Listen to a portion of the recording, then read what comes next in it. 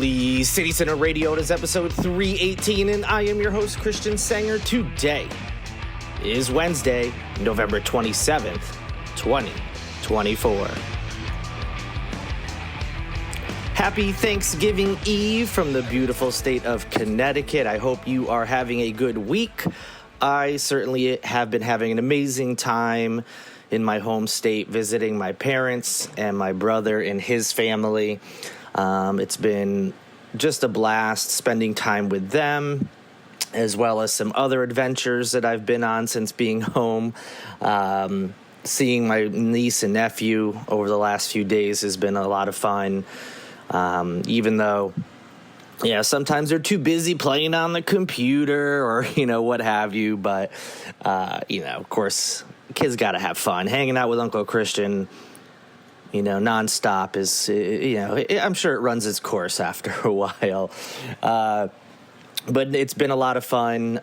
Quick updates, just what I've been up to. I went to a middle school play at my old middle school. My nephew was part of the production, so my family went, including my sister-in-law's parents. So it was good to see them as well.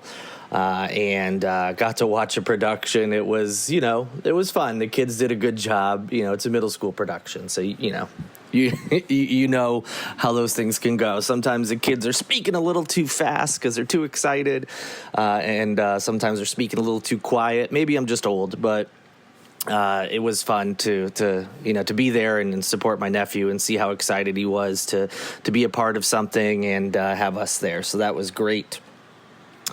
In addition to that, I made a last-minute decision, although I'd been thinking about it for a while, and pulled the trigger on another Dave Matthews Band show, a bucket list item to see them at Madison Square Garden in New York City, of course, and I was stoked to be able to do that. So I drove to New Haven here in Connecticut and then took the Metro North train from New Haven into Grand Central. I hadn't been to the city in over 10 years, but it still felt very familiar, pulling into Grand Central, getting out of the train, and into that beautiful, I'm going to say lobby, but that's not the appropriate term for how massive that space is. I'm sure you're familiar with it, even if you've never been there. The big opening where all the people, whether they're getting off trains, the subway, coming in off the street, that beautiful blue ceiling with the, constellations. They also had the Christmas wreaths up, and it was just great being in the city. I love being in New York City, period, but, during Christmas time, it's really special. So went to Madison Square Garden, met up with a friend of mine, actually two friends of mine, they're sisters. They both live in Charleston. They were surprised by their mother to get tickets as well, so was able to meet up with them before the show and after. Show itself was a lot of fun. Hadn't been in MSG in even longer than it's been since I'd been in New York City, so it was great. Bella Fleck, who you may or may not know, Bella Fleck in the Flecktones. He's a banjo player. He's played with the Dave Matthews Band over the years, appeared on albums. He was a guest for a few songs, so that was a lot of fun. And it was just really cool to be in that building and in the city and just feel it was a Saturday night, so to just feel the energy and excitement around the city on a weekend, it was a lot of fun. So I was very thankful that I was able to do that. Made the long trip home on the train and then driving back to my parents' house. It was a late night, early morning, but well worth it, and had a blast.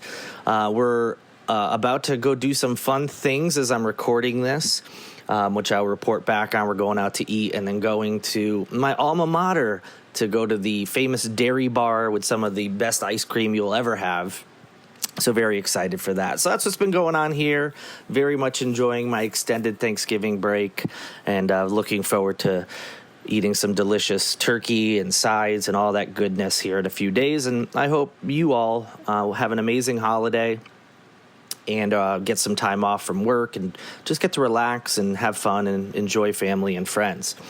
But without any further delay, let's get into the latest news.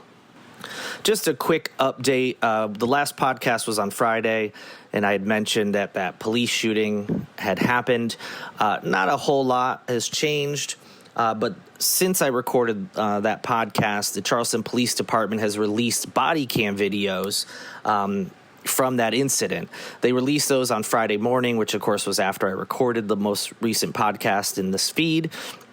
And the videos did appear to show a suspect pointing a gun before he was shot by officers.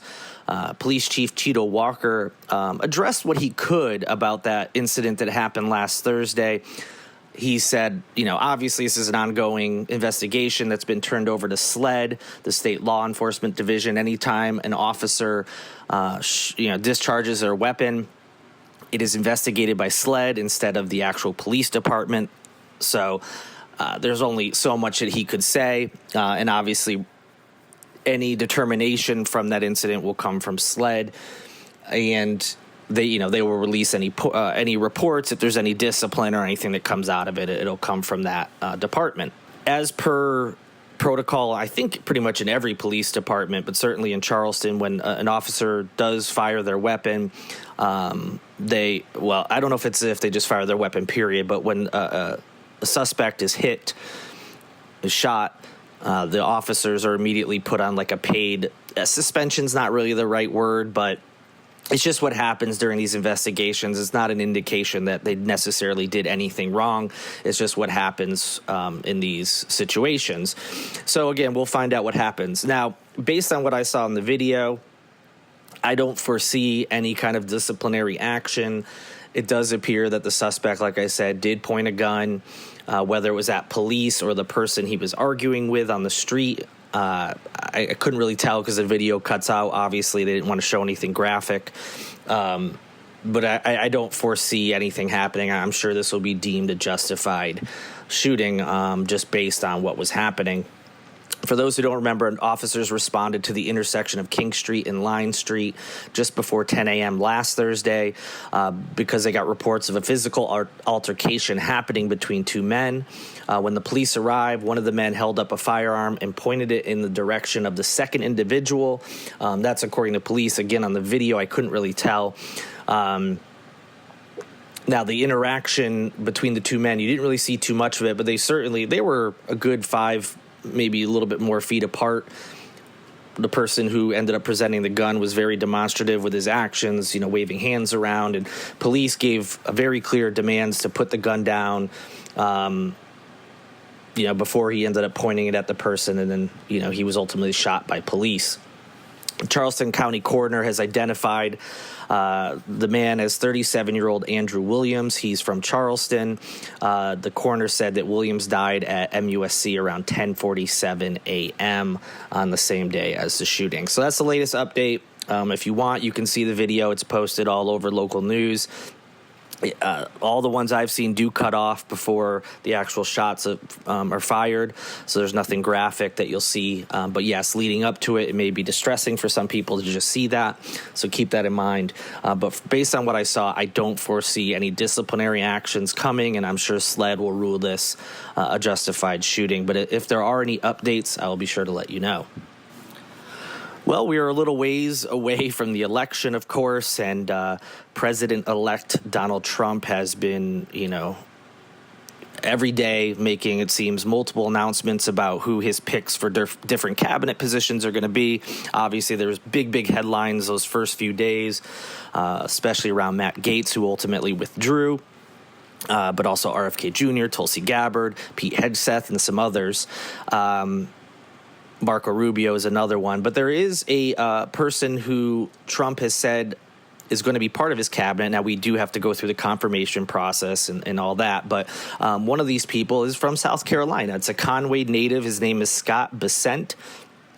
He is a billionaire hedge fund manager who actually now lives in Charleston, and he is Trump's pick to lead the U.S. Department of Treasury.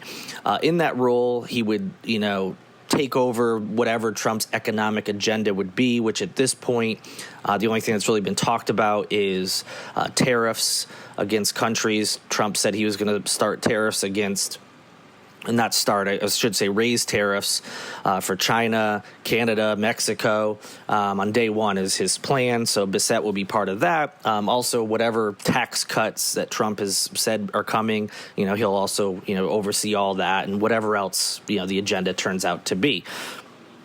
Bessent is a 62-year-old, and he's the founder of Key Square Capital Management, which is an investment firm.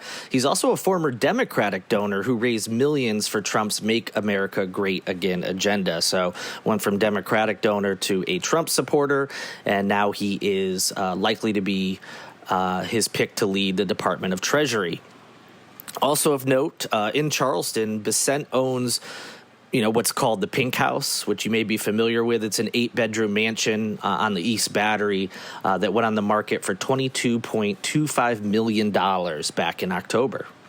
And our last story today, yes, National Nancy is still tweeting about bathrooms. No, the complete meltdown, transphobic meltdown that Nancy Mace was having last week continued into the weekend and has showed no signs of slowing down. Hundreds and hundreds and hundreds of tweets related to bathrooms and how she claims to be the defender of women, saying she doesn't want women erased, et cetera, et cetera. You remember this conversation, I'm sure, and you've also seen it on the news. On the lighter side, there have been some pretty funny takedowns from the likes of The Daily Show. Of course, people online have made some funny memes you may have seen about this whole situation, and I talked about it at length on Friday. But a story came out. It was broken by The Advocate, which, I talked a little bit about the hypocrisy of Nancy Mace wanting to, quote-unquote, protect women based on nothing, as there's been no accusations against Sarah McBride of anything wrong, period, let alone any kind of sexual assault or attacking women in bathrooms or otherwise, and how Mike Johnson, the Speaker of the House, already agreed that he's going to enforce the rules that transgender people cannot use the bathroom of their choice, which in this case is just Sarah McBride, as she is the only trans member of Congress. So she's still fighting this battle and arguing online, despite the fact it's already been decided, which clearly shows, again, that this is just all about attention and raising money. And if that wasn't already clear, she has released some merchandise on her website related to this transphobic meltdown she's having. So clearly she's just trying to raise money off of this whole thing, which we already knew, but this just makes it more and more obvious. In addition, before I get into the story by The Advocate, sorry, obviously this has been a big story nationally, but especially because Nancy Mace is a District 1 representative. Something I forgot to mention on Friday, putting aside people's opinions of this whole bathroom debate, is the question of how exactly do you enforce this? Now, in the case of Congress, Sarah McBride is openly trans, so if she tries to go into the women's restroom, if that's against the rules, whatever the enforcement of that will be in I don't actually know what the enforcement would be. I don't know if, Nancy Mace is going to call Capitol Police or something, and what the punishment would be. But because she is openly trans, everybody knows that she's trans. But how does this, if you extrapolate this out to other facilities and people who are either not openly trans, or if they are, maybe not open in a public manner because they're not representatives of Congress, how exactly do you enforce this? Do you just look at someone and decide if they're, they look, quote unquote, feminine enough or masculine enough on the opposite side? How do you do this?